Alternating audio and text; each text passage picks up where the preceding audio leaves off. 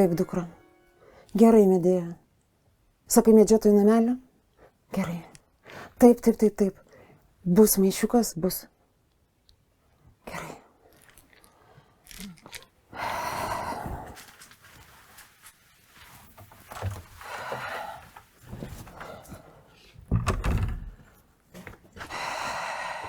Reikia važiuoti, reikia važiuoti. Reikia važiuoti, jie laukia.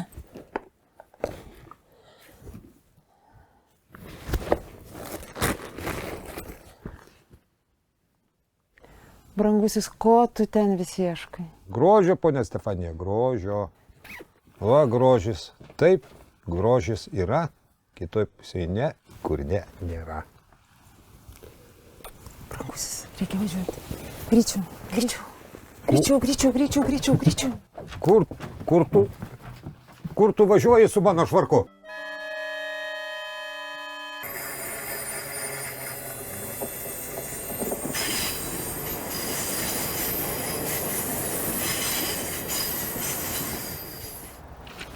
Grožis, grožis, grožis, grožis. Klausyk, ponia Stefanija, mes jau gerą valandą išlipom iš traukinio kažkokioj stotelėje ir einam nežinia kur. Kur tu mane tempi? Palauk, brangusis, palauk. Jau netoli. Kur tu mane tempi? Nu, sustokim minutėliai. Aš atpratau nuo tokių kelionių. Reikia paskubėti, mielasis. Greitai tamsta, vietos nežinomos. Klausyk, man kyla įtarimas, kad tu vėl mane žaidi su manim slėpiniu. Turime paskubėti, tai labai svarbu. Aš suprantu, aš esu kalta, kad mes einame ne ten, kur tau patinka, kur tau miela. Bet reikia eiti ten, kur reikia. Tai yra labai svarbi priežastis. Nu tai kokiagi pagaliau toji svarbi priežastis? Nebūk tu mažas vaikas, nors dabar. Turime būti išvien. Aš mažas vaikas, gerai. Aš mažas vaikas. Gerai. Tai va ir reik ten viena, jeigu aš to mažas vaikas. O aš geriau grįšiu namo, sėsiu prie savo mokslinio darbo, kuris reikalauja vergiško darbo. Norint sukurti naujus grožio kontūrus, savoką apie naujus grožio kontūrus, reikia vergiško paklusnumo. Kodėl mano estetinių samprotavimų lauke kilo šita mintis, ką? Būtinybė sukurti naujo grožio savoką, kurie tilptų viskas. Kodėl?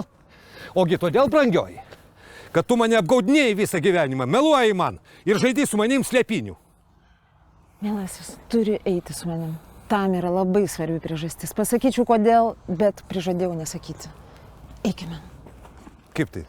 Net man?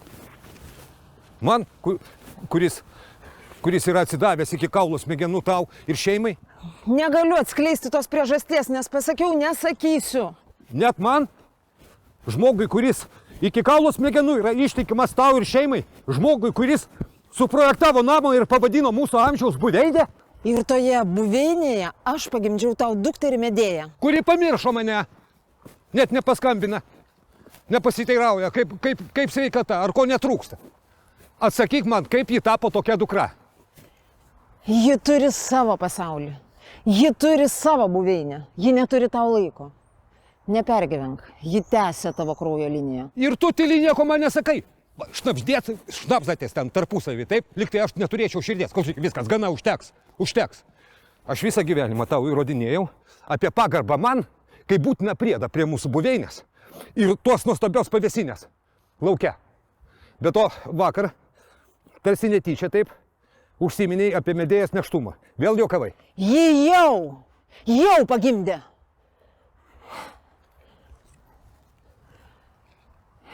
Ji pagimdė aklą, nevaldantį kojų berniuką. Ir mano širdis plyšta iš skausmo, kodėl Dievas mus tai baudžia. Mes turime jiems padėti. Pagaliau aš sužinojau tikrą priežastį. Išklausyk ramiai. Tavo dukra pabėgo nuo Paolo.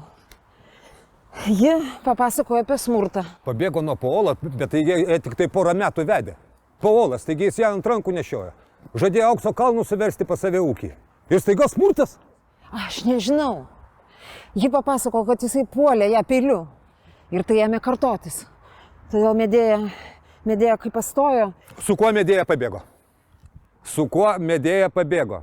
Negi aš tau taip ir pasakysiu tokiam proto bokštui. Greičiau, eime, jie mūsų laukia. Jie net laukia mūsų. Ir tu nori mane įkišti į šitą, atsiprašant, be mano žinios į šitą purvą. Po to, kai jinai pabėgo nuo vyro. Pagimdė pusaklyk, bekojį vaikigalį nuo meilužio. Atleis, brangioji, bet ką žmonės pasakys. Aš nenoriu jos matyti. Eik pas juos viena.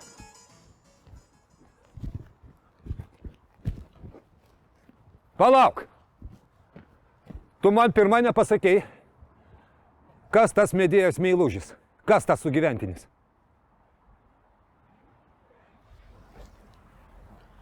Anažas. Kino scenaristas.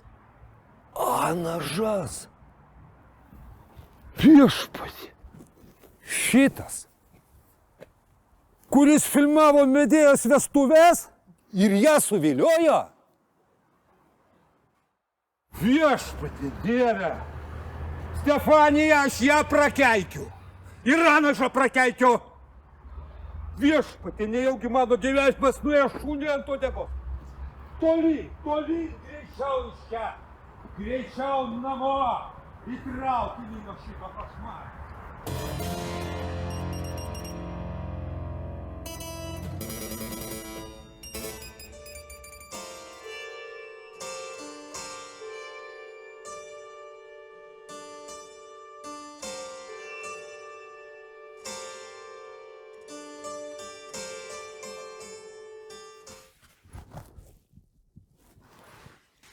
Mama, čia saugiau negu prie kelio. Tai žinoma, dukrytė. Ar Paulas susipratės čia mūsų ieškoti? Man tikrai baisu. Ilgai ieškoji. Kaip matai, suradau. Dar netokių ekspedicijų teko iškesti. Ar Anažas ten? Anažas irgi bijo Paulo keršto. Jis sakė, mūsų nesuras, bet man vis tiek baisu. Mes laukiam tavęs ir iš karto bėgam. Žinoma. Taip, dabar jūs priešai. Mažylis saugus? Jis ten su Anažu kambaryje. Ar tėvas žino? Tėvas prakeikė jūs. Ir tave, ir Anažą. Vaida, mano mažuliukas. Mama, jis toks gražus, tėvo garbė išrinkome jam Stanislovo vardą. Vargu ar tėvas supras. Bet aš didžiuojuosi tavim, dukro, kad turėjai jėgų nuo jo pabėgti. Ar atnešiai, ko prašiau? Taip, žinoma. Surinkau viską, ką turėjau vertingiausio savo kolekcijoje. Tėvas nepastebėjo? O ką ten? Akmenukai. Į maišiuką, į kuprinę ir viskas. Pradžiai pinigų užteks. Bet ar tikrai? Ir kelionė už Atlanto ir pragyvenimui ten? Anažas rašo naują scenarijų. Aš girdėjau, ten žiauri konkurencija. Žiauri. Su Anažu tikimės, kad priims. Pinigų pradžiai užteks. Reikia bėgti, reikia ruoštis. Gerai, dukra.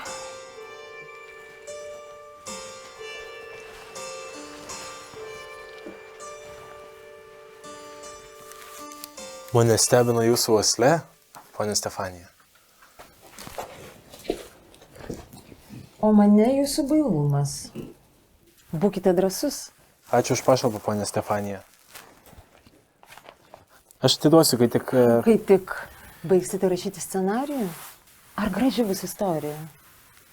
Ar žinote jo vertę? Tarkim, aš savo akmenukų vertę žinau. O jūs? Ko tylite? Atsakykite. Na, neišdinėkit, ponia Stefanija. Mama, mums jau laikas ruošės. Krauk daiktus į kuprinę. Greičiau. O be to, ponia Stefanija, aš esu diplomuotas kino operatorius. Medėjos vestuvės nufilmavo tinkamai. Štai profesoriaus Stanislovo akiniai. Imkite. Galbūt jie jums padės atrasti vietą pasaulyje. Ponia Stefanija, neprikaišykit. Akiniai ir aš. Žinot ką, aš parašysiu pjesę. Profesoriaus akiniai. Arba ne, akiniai nuo saulės. Ne, galbūt žmogus iš stiklo. Ne, stiklinis žmogus. Pradedu jumis tikėti. Jie man bus kaip mūza ten už Atlantą. Prisiminsiu Kovalskį. Ačiū, mama, už viską.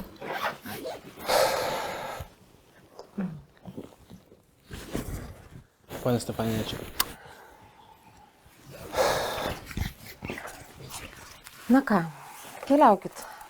Paskubėkit, o aš liksiu čia. Nepalydėsit mūsų, pane? Ne. Aš keliausiu į mūsų amžiaus buveinę. Atsargiai, Paolo rankos ilgos. Jeigu jisai ten ateis, aš bandysiu jį sulaikyti. Keliaukite. Ačiū, pane Stefanija. Ačiū.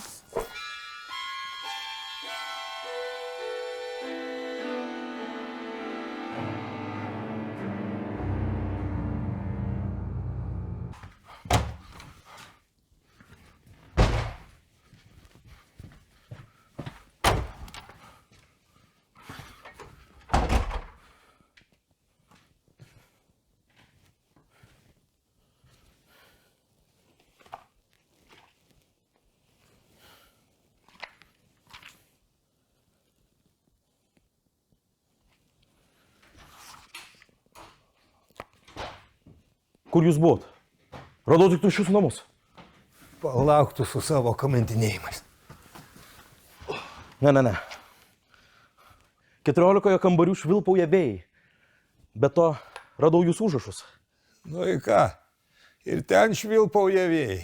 O taip, tik ten švilpauja labai neaiškus vėjai. Leiskit paklausti. Palauk. Kai sužinojau visą tiesą apie jūs, man išslydo pagrindas iš po kojų. Ne, reikia išsiaiškinti. Kodėl rašote tokius dalykus? Žmogus nesupranta šio pasaulio didelių ir mažų dalykų. Dėl tos priežasties, kad jis neteisingai suvokia grožio kilmę ir esmę. Teiginys. Grožio šaknų reikia ieškoti nekuriant dirbtinius intelektus, nenyrant į lazerių šviesą, bet grįžtant į proto gelmę, kurioje surastume šviesos kanalus iš širdies buveinę ir kurioje slypi tikrosios grožio akys. Gal galit paaiškinti?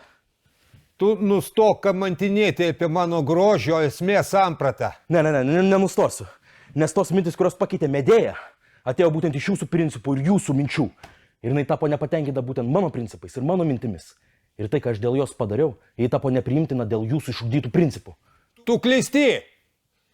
Medėja negalėjo atmesti principų, jis galėjo tik juos palyginti. Ne. Ji pradėjo kitokias grožio paieškas atmesdama jūsų profesorių metodą. Jūs pasiklydo tarp mistikos ir realus pasaulio.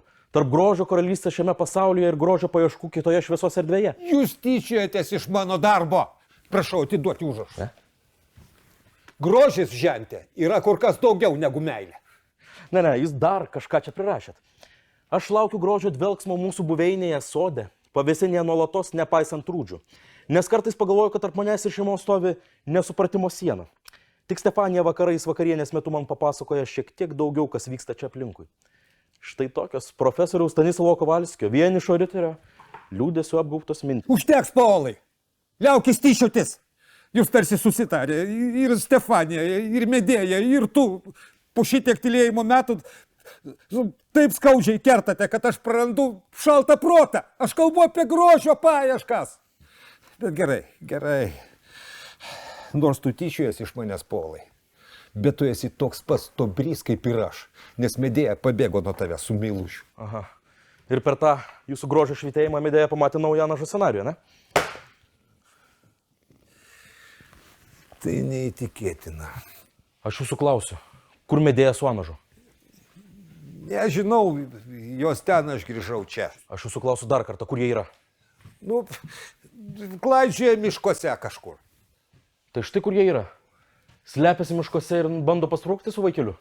Aš jų planų nežinau, Paulai. Bet jūs žinot, kur jie yra. Paulai, aš pats pabėgau nuo ten. Man tie Stefanijos kamantinėjimai man tokie skaudus. Man vienu metu taip šleištų pasidarė, Paulai. Ką žmonės pasakys? Tokioje garbingoje profesoriaus šeimoje vyksta tokie dalykai. Aš bandysiu spėti. Jeigu sėjote miškų keliais, jie turėjo ten kažkur slėptis. Kur? Aišku, ne kokioje grotoje ar urve. Medžiotojų namelyje. Gal pataikė į 10. Profesoriau, aš dabar esu pasiryžęs atkiršyti jiems. Kodėl Medėja viena sau gali leisti žaisti su ugnimi? Aš tą nažą ketvirčiuosiu, gal nulinčiuosiu.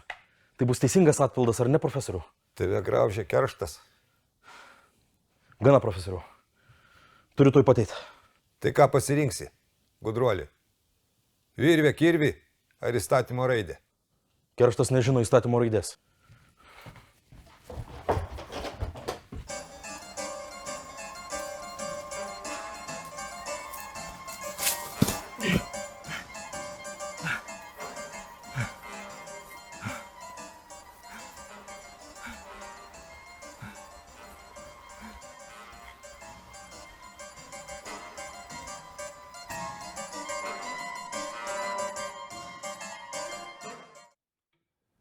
Pūžuos.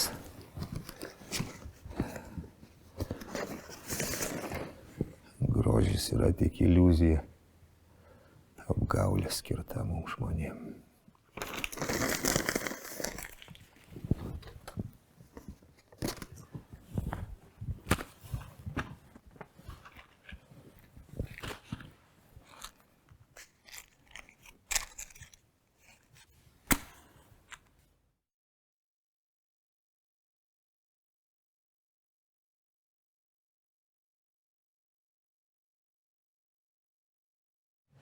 Pačiu laiku tave radau, brangusis.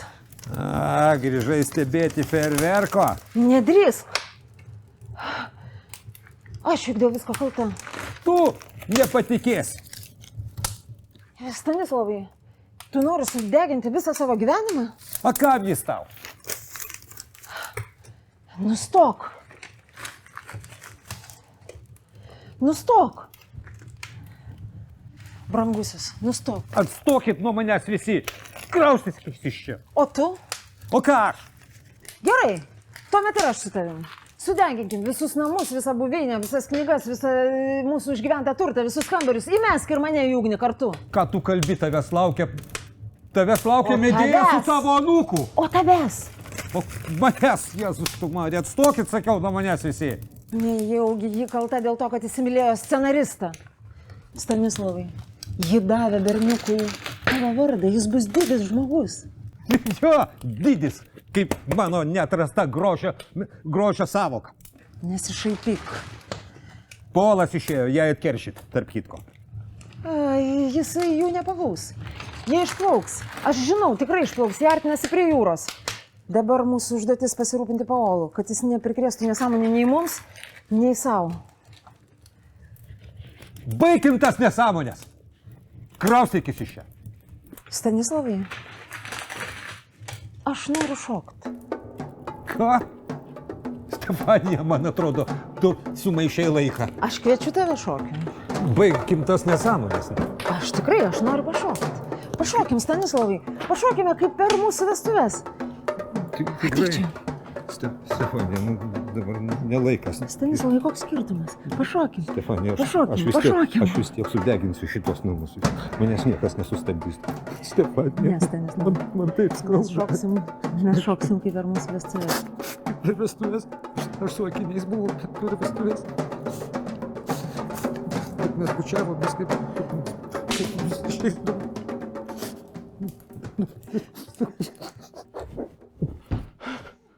Ką jūs darot? Jie šoka. Aš jų visur čia ieškau, o jie šoka. Fantastika. Škas mumis, polai, vis tiek čia nieko neliks. Gali mus pjauti, ketvirčiuoti, pajauti, karti, žudyti kaip nori. Viskas, polai, baigta.